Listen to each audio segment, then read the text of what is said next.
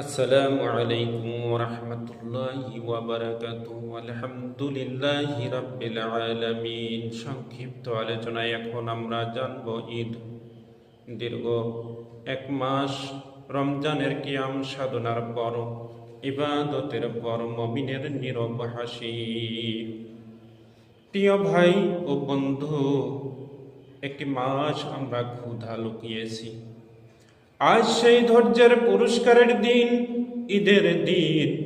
সবাই যখন আনন্দে ব্যস্ত, মুমিন চুপচাপ।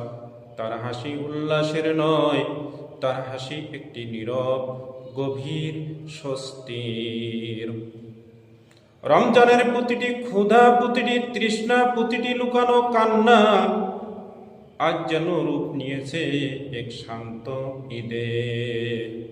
সে ভাবছে, হে আল্লাহ, আমি তো তেমন কিছুই করতে পারিনি, তবুও তুমি যদি কবুল করে নাও। পবিত্র কুরআন সূরা বাকারা 185 নম্বর আয়াতে আল্লাহ তাআলা বলেন, যাতে তারা রোজার সংখ্যা পূর্ণ করে এবং আল্লাহ মহিমা ঘোষণা করে, এজন্য যে তিনি তাদের হেদায়েত দিয়েছেন।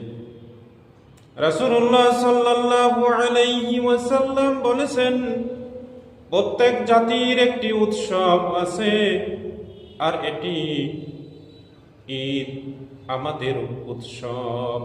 সহিহ বুখারী। এই উৎসবটাই কোলাহলের নয়, এটি কৃতজ্ঞতার। এটি সেই হৃদয়ের যে হৃদয় গুনাহ থেকে ফিরে এসেছে।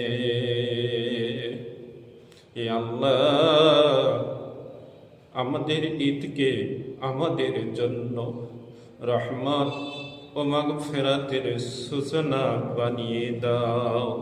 আল্লাহুম্মা আমিন ইয়া রাব্বিল আলামিন।